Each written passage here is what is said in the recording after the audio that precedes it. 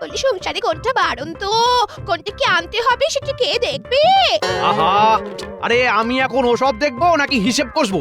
সে যা কষবে তুমি কষো, কিন্তু কিসের হিসেব কষছো তার কি মাথা মুন্ডু আমি কিছু জানি? জেনেই বা কি করবে তুমি? মাস শেষ হলে বেতনের জন্য কত কি অর্থ লাগবে তার হিসাব করতে হচ্ছে। তাতে আমার কি আয় কিছু বাড়বে? চিন্তা নেই, ব্যয়ের সাথে সাথে আয়ও যাতে বাড়ে তার ব্যবস্থাও আমি করছি। ও মা, তাই নাকি? না না, এখনই অত ঘাবড়াবেন না গিনিমা। এখনো যে আমার দুঃখের কথাটাই শোনা বাকি। তা ফ্যাল ফ্যাল করে তাকিয়ে না থেকে ঝপঝপ করে শোনাবে তো নাকি? আমার না আর বাঁচার ইচ্ছে নেই মন্ত্রী মশাই। হ্যাঁ, বলুন এইভাবে কি বাঁচা যায় নাকি? হ্যাঁ, আপনি বলুন। আহা, হয়েছেটা কি সেটা তো বলবে। কি আর বলি, আমার জামাইবাবু কত রোজগার করে, অথচ নিজের লোকেরা একটু হাসি খুশি থাকবে সেটাও ভাবতে পারে না। সত্যি কিছু চাইলেই বলে অর্থ নেই। সে কি কথা? গোপাল তো মাস গেলে 50টি স্বর্ণমুদ্রা নগদ পায়, তারপরেও নাকে কাঁদে কেন? এটাই তো জানতে চাইছিল। বাকিটা এবার মা সামলে নেবে। হ্যাঁ, কি হলো? আবার কি বিড়বিড় করছো? না মানে বুঝুন তবে। হ্যাঁ, আমার যে কি হবে, আমার কি হবে গো, কি হবে গো আমার? হায় হায় হায়, ওরে বাবা গো বাবা। আরে থামো, তুমি থামো দেখি। বেচারা কেঁদে কেঁদে অজ্ঞান হয়ে যাবে মনে হচ্ছে। কিন্তু আমার তো মনে হচ্ছে গোপালের বাড়িতে গৃহযুদ্ধ লাগলো বলে।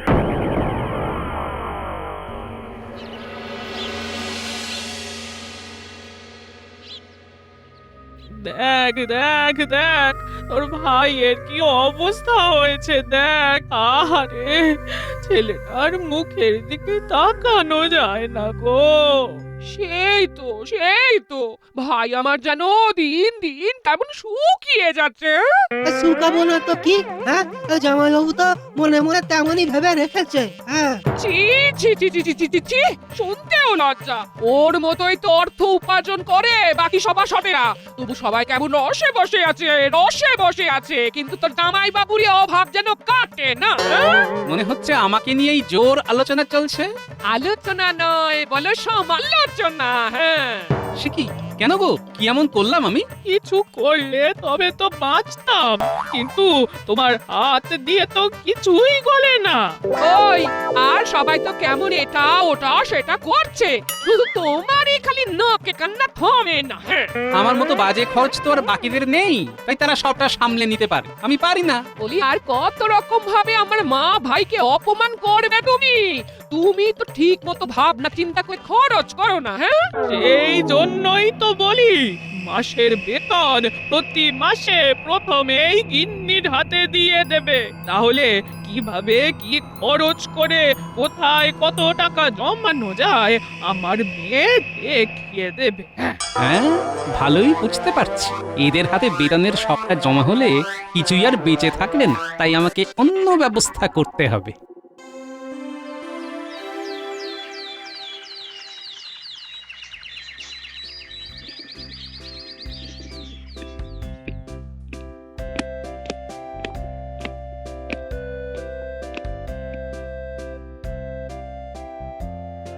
হ্যাঁ, এবার বলো তবে মন্ত্রী, কি যেন একটা ব্যাপারে আলোচনা করতে চাইছিলে তুমি? ব্যাপারটা তেমন কিছু নয়, তবে এবারে যে আমাদের কথা একটু ভাবতে হবে মহারাজ। তোমাদের আবার কোন কথা? মহারাজ, নিত্য প্রয়োজনীয় সামগ্রীর দাম যেভাবে বাড়ছে তাতে যে এবার বেতন ক্রমে পরিবর্তন না করলেই নয়। এই না হলে মন্ত্রী মশাই, হ্যাঁ, আজে বাজে না বকে ঠিক কেমন কাজের কথাটা বলেছেন। হ্যাঁ, যথার্থ বলেছেন মন্ত্রী মশাই, উপার্জনে কিঞ্চিত বৃদ্ধি চাই। আজ যেন সবাই একেবারে আদা জল খেয়ে লেগেছে মনে হচ্ছে। তবে এইভাবে বলে কি আর মহারাজের মন গলানো যাবে? তার জন্য যে অন্য পদ্ধতি অবলম্বন করতে হবে। কি হলো গোপাল, তোমারও কি মনে মনে এইরকম কিছুই আছে?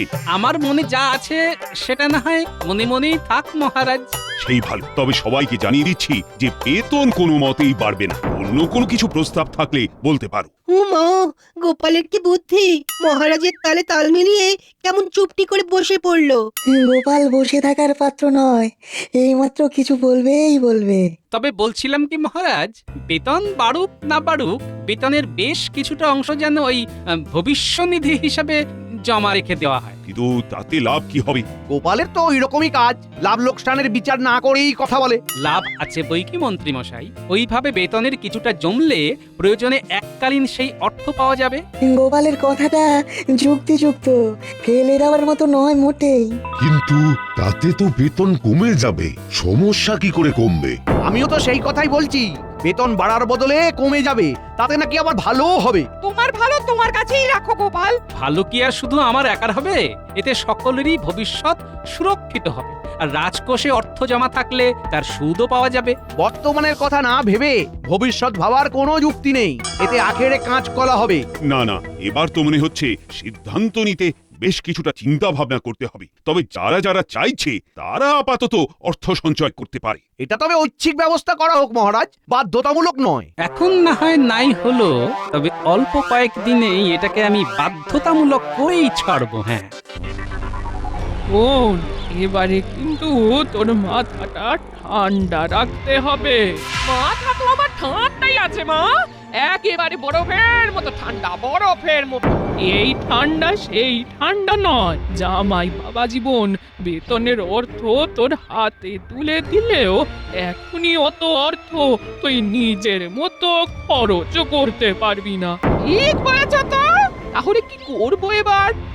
সে তোকে কিছু করতে হবে না, এখন কয়েক মাস আমি সবটা সামলে দেব। সে তো সামলাতেই হবে মা, 50টা মোহর তো আর কম নয়। তবে সংসার চালানোর জন্য মাসে গেলে কটা মোহর যে পড়ে থাকে সেটাই দেখার। সে তো বটে, কারণ ওই বেশিরভাগটাই তো আমরা সরিয়ে ফেলবো।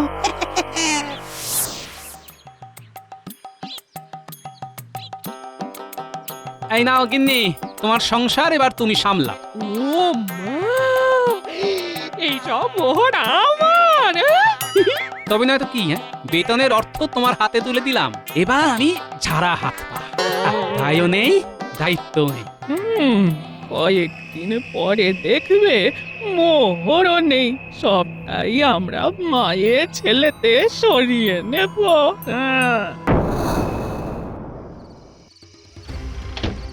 দৌড় রেঁটে দিয়েছি, নাও মা, এবার ঝটপট গুনে দেখো তো মোহর কটা গুনে গুনে ওই 50টাই আছে কিনা। আরে বাবা, সেটা দেখবো বলেই তো মেয়ে আর জামাইকে সান্ধ্য ভ্রমণে পাঠালাম। ওরা ওই দিকে একটু হাঁটাহাঁটি করুক, আমরা বরং এদিকে একটু গোনাগুনি করে নি।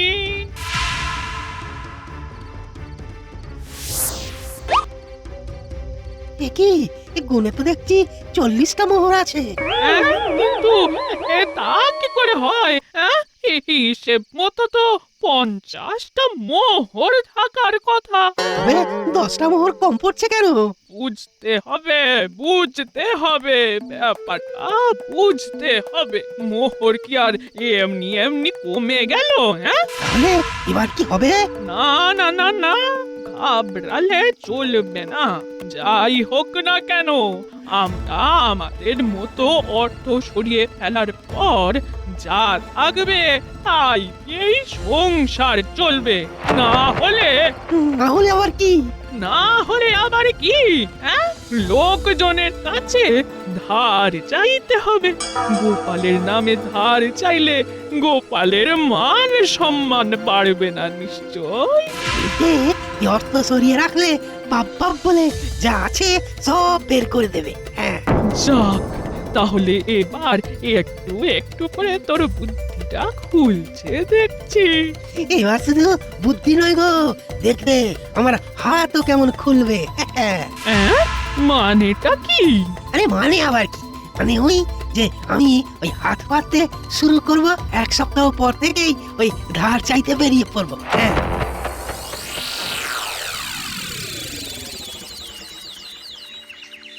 আজ থেকেই তাহলে একেবারে জোর কদমে লেগে পড়তে হবে। আর ধার চাইতে গেলে কোনো ওই বাছ বিচার করলে চলবে না।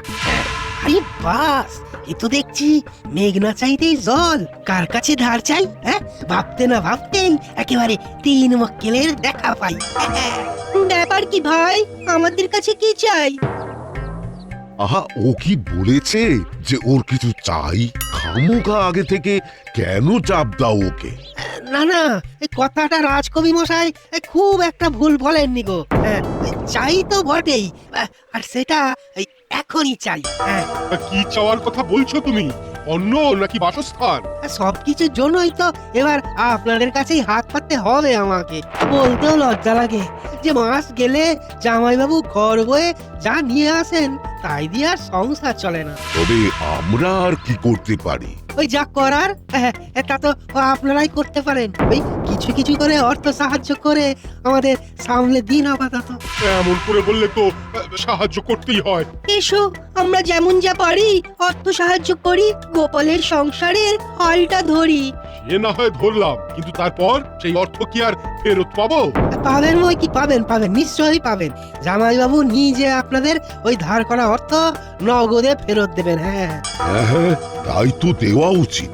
আর তাহলে তাকে ধার দিতেও আর কোনো সমস্যা নেই।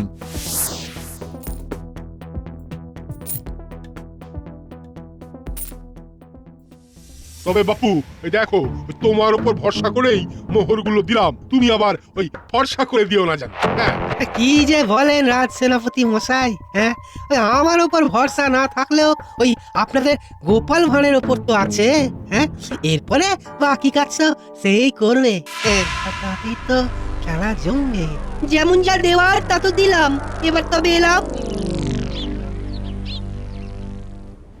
সভাসদদের থেকে যেমন যা সংগ্রহ করে ফেললাম, এবার ওই সাধারণ মানুষদের মধ্যেও ধার চাওয়ার ব্যাপারটা ছড়িয়ে দিতে হবে। হ্যাঁ, যাই যাই, ওখান থেকেই শুরু করি। হ্যাঁ, বলো কি গো, গোপাল দাদার এমন অবস্থা? আমাদের কি কিছু করতেই হবে? যতটুকু অর্থ সাহায্য করার করি, তারপরে তো বলছে গোপাল দাদা একটু সামলে গেলেই শোধ করে দেবে। হ্যাঁ, তোমাদের এই সাহায্যের কথা কখনো ভুলবো না গো, কখনো ভুলবো না। একদম ভেবো না, গোপাল দাদা সব শোধ করে দেবে, বুঝলে? আর যদি না করে তবে মহারাজ তো আছেনই, তার কাছে গিয়ে তোমরা অভিযোগ করবে, তবে তো আর গোপাল দাদা তোমাদের ঠকাতে পারবে না। হ্যাঁ, আমি এখন আসি, কেমন? হ্যাঁ,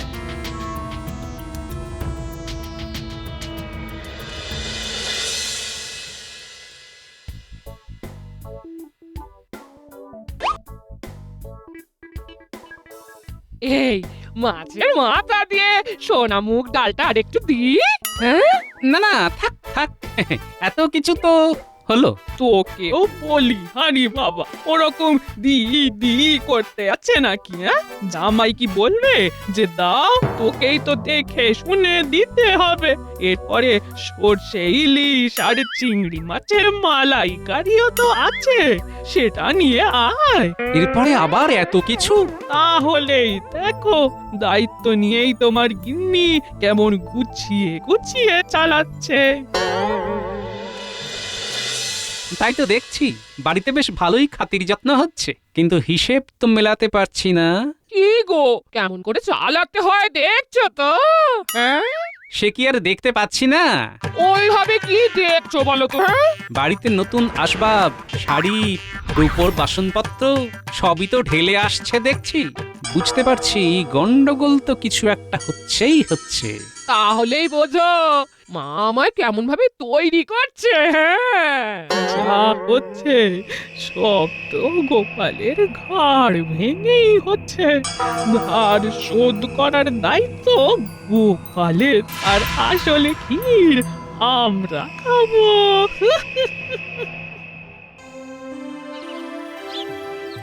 গোপাল কোথায় গেল? তাকে তো দেখছি না। এই তো মহারাজ, গোপালের নাম নিতে না নিতেই গোপাল হাজির। তাই তো, তা ব্যাপার কি গোপাল? তোমার শরীরে যেন আলাদাই একটা জিল্লা দিচ্ছে। কি যে বলেন মহারাজ! এই তো, এবারে এই ব্যাপারটাকেই কাজে লাগাতে হবে। কি হলো মন্ত্রী, কিছু বলবে নাকি? কি আর বলবো মহারাজ, তবু জানতে চাইছেন যখন তখন বলি। শুধু শরীরে নয়, খবর আছে গোপালের ঘর গেরস্থের উন্নতি হচ্ছে। সে কি আর এমনি হচ্ছে? হ্যাঁ হ্যাঁ, অবশ্য তার জন্য গলা অবধি ধার করতে হয়েছে গোপালকে, তাতে আর কি। ধার? কার ধার? কিসের ধার? যেন আকাশ থেকে পড়ছো, ধার নিয়ে ভুলে গেলে নাকি? ও মা, ভুললে কি করে হবে ভাই? তোমার শ্যালক তোমার অসুবিধার কথা বলে অর্থ সাহায্য চাইলো, তাই তো দিলাম সবাই। আর কি সাক্ষী চাই? আমার কাছে তো সব লেখা আছে। গোপাল শ্যালককে দিয়ে কবে কার কাছ থেকে কত পরিমাণ অর্থ নিয়েছে সবটাই খোঁজ নিয়ে জেনেছি আমি। লোকজন সবাই সবটা জানে, শুধু ওই তাগাদাটাই দিচ্ছে না, এই যা। এইসব আমি কি শুনছি গোপাল? তুমি নাকি ধার করেছো, তাও আবার শ্যালককে দিয়ে? বুঝতে পারছি আমাকে বেশ পরিকল্পনা করেই জালে ফেলা হয়েছে, তবে এটাও বুঝতে পারছি যে যেভাবেই হোক এই জাল আমাকেই কাটতে হবে।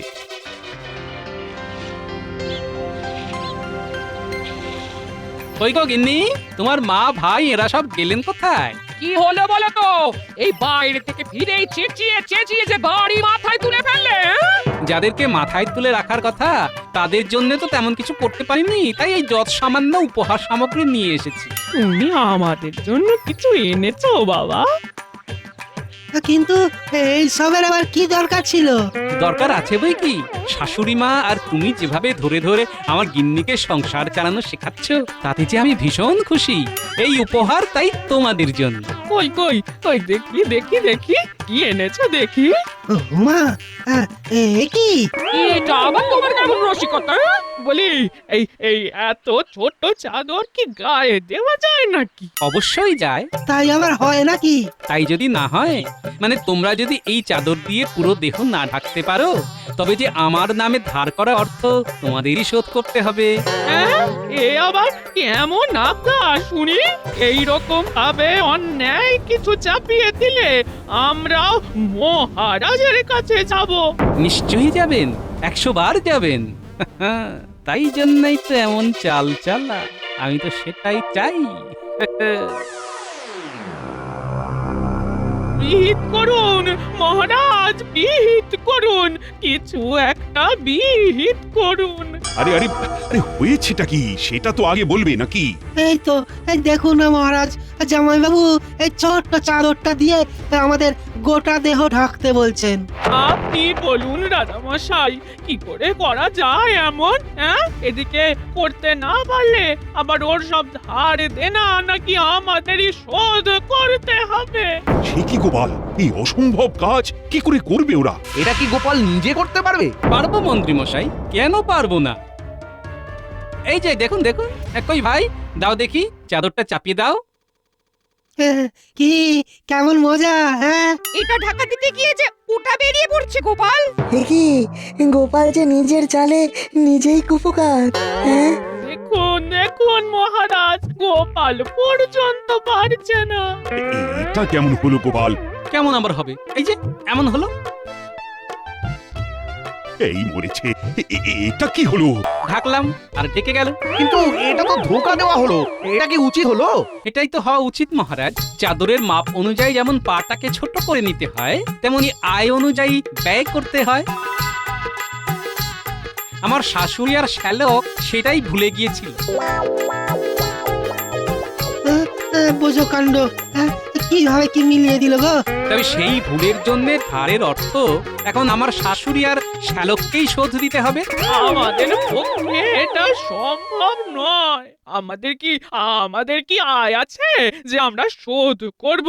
হ্যাঁ, ও মা গো, তার মানে শুধু গোপালের অর্থের বসে বসে খাবো আর ঘোট পাকাবো? রাজসভার বাইরে পাওনাদারদের গাদা ভিড়, আপনি নিজের চোখেই দেখবেন। চলুন মহারাজ। তাই নাকি? চলো চলো দেখি দেখি। ওই তো মহারাজ এসেছেন। সবাই একসাথে বলো তাহলে, গোপাল ধার করা অর্থ দিচ্ছে না। আমাদের অর্থ ফেরত দিতে হবে। না হলে মহারাজ আপনাকেই একটা ব্যবস্থা নিতে হবে। অনেকের কাছ থেকেই তো অর্থ সংগ্রহ করেছে মনে হচ্ছে। আমি বা এত অর্থ কোথায় পাবো মহারাজ, আপনিই বলুন। তাহলে কি করি? মান বাঁচাতে আমাকে তো এবার রাজ্য ছেড়েই চলে যেতে হয় দেখছি। গোপাল তাহলে পালাবে বলছে? ও তাহলে গোপালের সংসারের কি হবে? এমন কিছু হতে পারে ভেবেই তো ভবিষ্যনিধির কথা ভেবেছিলাম। আপদে বিপদে ওই সঞ্চয় কাজে লাগবে। তবে তো সঞ্চয়টা সরকারিভাবেই হওয়া দরকার। না না, এমন যার বুদ্ধি তাকে কাজ ছাড়া করতে পারবো না। তাই ধার করা অর্থ যদি শোধ করতে না পারে তাহলে রাজ্য ছাড়তে হলে ছাড়বে গোপালের শাশুড়ি আর শ্যালক। আমি বেশ বুঝতে পারছি যে এই কাজটা ওরাই নিজেদের স্বার্থ সিদ্ধির জন্য করেছে।